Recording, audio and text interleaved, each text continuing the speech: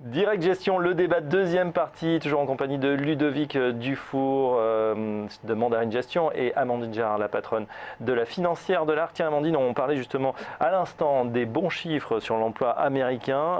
C'est vrai c'est très bien, il y a de l'emploi qui se crée, mais les salaires n'augmentent pas. Et puis surtout, ne sont pas comptabilisés l'ensemble des mini-jobs également qui sont créés. On pense à tous ces Uber jobs.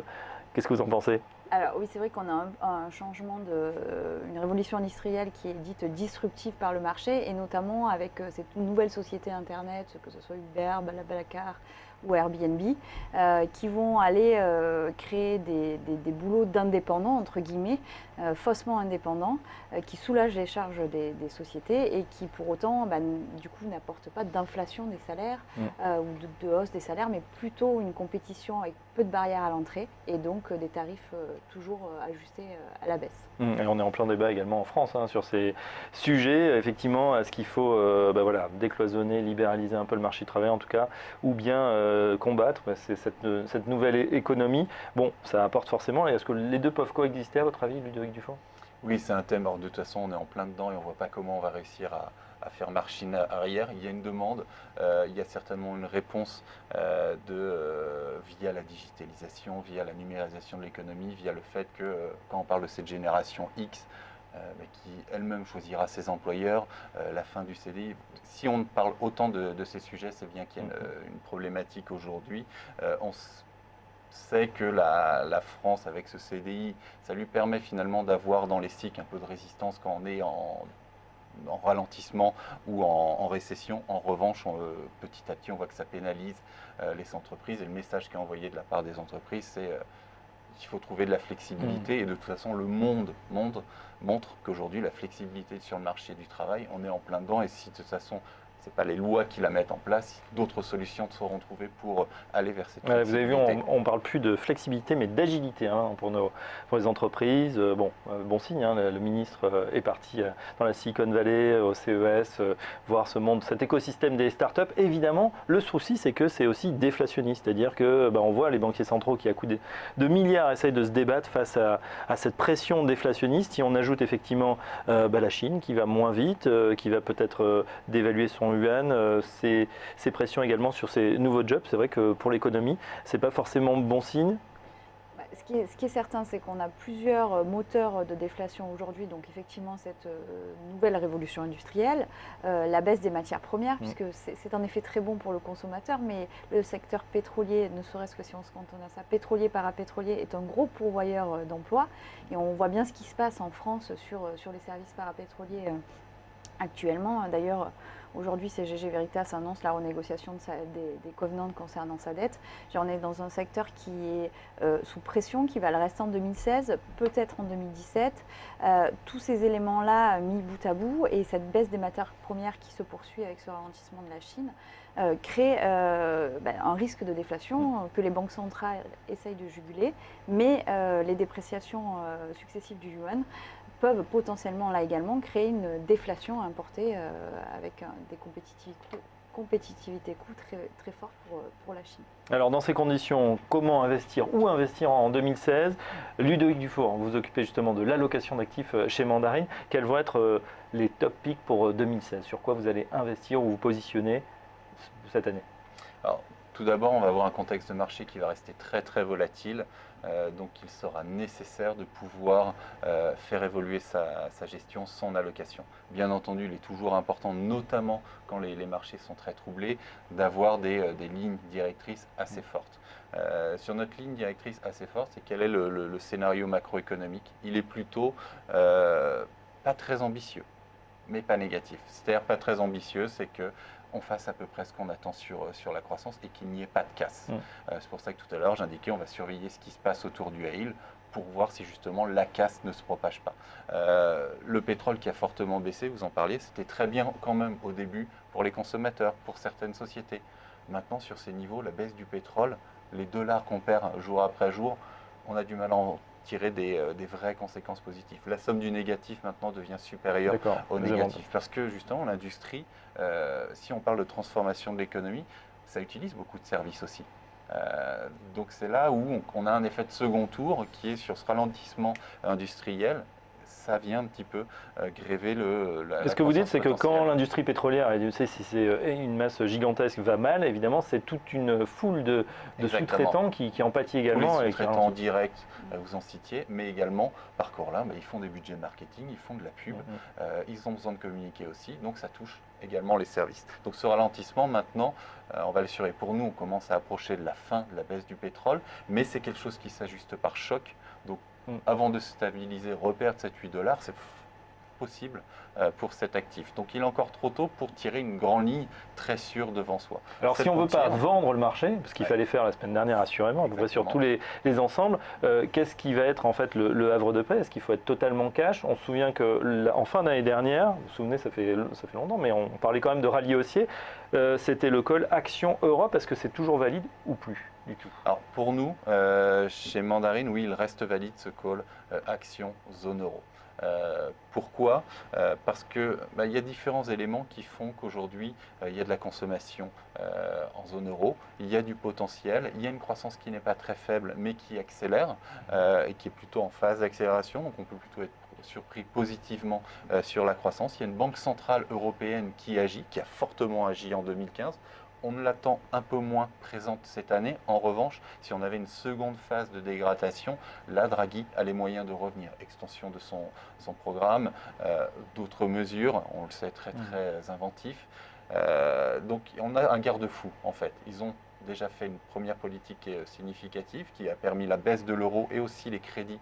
On les voit petit à petit, les crédits en zone euro s'améliorent. Donc il y a un terreau qui est bénéfique. Il y a des sociétés qui sont un peu moins chères qu'à l'étranger.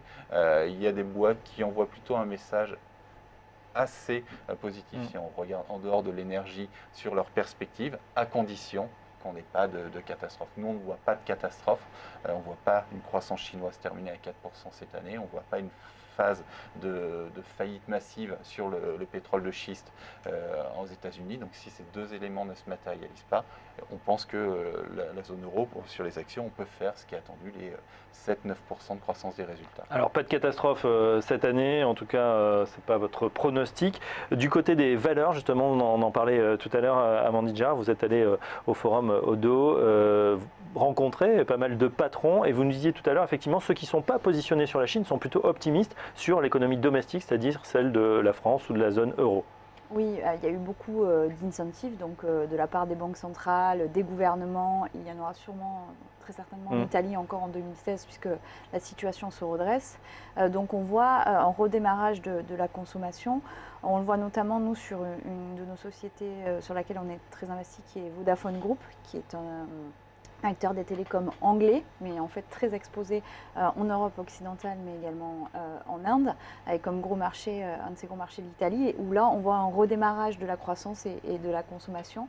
On le voit également sur les ventes automobiles, où vous l'aurez vu, l'Italie fait partie des meilleures croissances de ventes. On a de bons chiffres également pour la France. Donc effectivement, on a un relais qui se crée dans les pays d'Europe du Sud, qui semble montrer que la politique de la Banque centrale notamment fonctionne.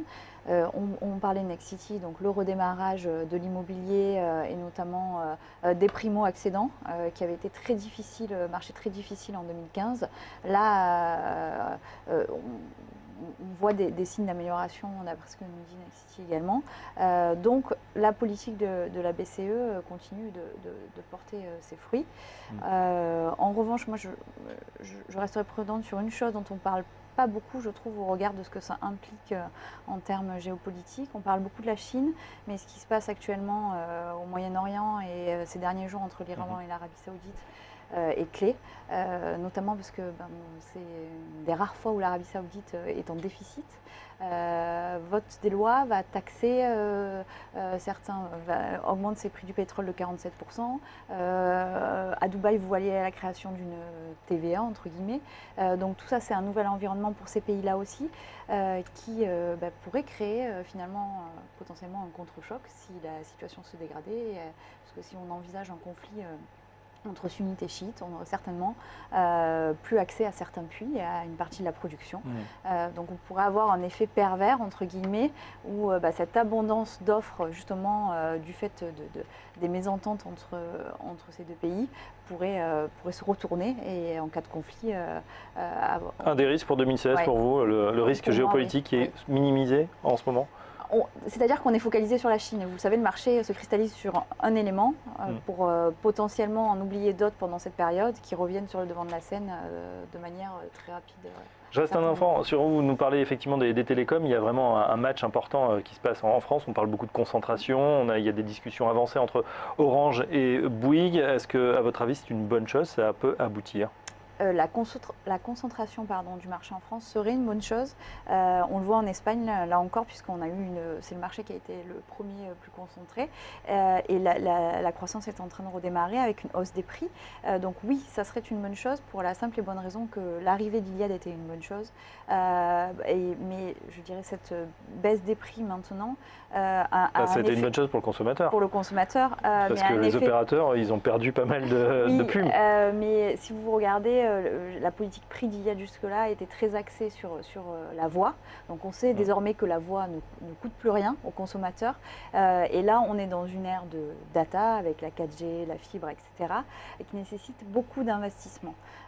Tous les opérateurs ont besoin de ces investissements. Il faut savoir que ce qu'on appelle les CAPEX, donc les investissements représentent entre 13 et 15% du chiffre d'affaires pour les télécoms. C'est très important, c'est très capitalistique comme secteur. Et donc oui, la concentration serait une bonne chose, ne serait-ce que pour permettre aux 3 opérateurs restants d'investir avec une meilleure discipline de prix sur cette partie de data. Un mot, Ludovic, effectivement une centaine d'opérateurs en Europe. 3 ou 4 aux États-Unis pour des masses de population à peu près semblables. Cette concentration, elle vous paraît inéluctable? Oui, et en plus, je trouve que ça, on fait tout de suite un parallèle avec un autre besoin en zone Europe. Si on a autant d'opérateurs, c'est qu'on a encore on a trop de politiques budgétaires, on a ce marché qui est finalement pas complètement ouvert. Donc oui, ça fait sens. Et d'ailleurs, plus d'intégration au niveau européen de manière plus globale, ça fait sens et ça va certainement être nécessaire pour les années à venir. Et tant mieux, il y a Orange, là, très actif, que ce soit effectivement sur le mobile, son cœur de métier, mais également dans les médias qui seraient intéressés effectivement par TF1 également, des rumeurs. Alors là, je resterai prudente sur le sujet, ce ne sont que des rumeurs. Là encore, on va rentrer dans une thématique de rumeurs. On sait que sur la partie Vivendi, il y a la volonté aussi du management de créer un groupe de médias télécom global. Donc c'est sûr que ça va rester un sujet de 2016. Après, comme vous le savez, il y a une législation concernant les chaînes télé qui effectuent plus de 8% d'audience. Et cette législation devrait être élargie par le gouvernement si jamais on avait des deals dans le secteur. C'est pas impossible, mais on a trop peu d'éléments pour l'instant pour se prononcer sur ce sujet, je pense. Effectivement, en tout cas, les fusions-acquisitions, ça va rester un thème d'actualité. Là encore, on a de l'argent pas trop cher. Ça a été un thème 2015, parce qu'on est sur un niveau de FUSAC assez important, et on voit que sur 2016, ça le sera encore. L'histoire des sociétés est souvent assez différente du niveau macro. Finalement, les sociétés ne sont pas trop endettées. On a plein de belles sociétés qui cherchent à se développer. Le seul manque qu'on a sur les sociétés, et c'est pour ça que cette économie est difficile à comprendre, c'est ça manque d'investissement. Et ça, c'est un cas qu'on peut généraliser au niveau presque mondial. Donc, il y a un vrai manque d'investissement. En revanche, oui, les sociétés ont du cash. La croissance organique va se poursuivre. Il y a du cash, pas de crack en vue, en tout cas pas de signe noir, on verra, c'est difficile à prévoir, en tout cas c'est pas le scénario de Mandarin Gestion. Du côté des valeurs, Amandine Girard nous a parlé de Vodafone, enfin du secteur télécom, Vodafone, Orange, Nexity dans le secteur immobilier, mais également Atos, donc des valeurs domestiques peut-être pour résister en tout cas à ce début d'année compliqué. Merci à mes 2 invités, Ludovic Dufour de Mandarin Gestion, la patronne de la financière de l'ARC, Amandine Girard, merci, on vous retrouvera bien sûr très prochainement sur ce plateau. Merci de nous avoir suivis. Ce débat est terminé. On se retrouve dès demain 9h30. Tout de suite, vous retrouvez Lucie Morlot. Vous allez vous reconnecter au marché. C'est l'heure de Direct Investisseur. Bonne journée à tous.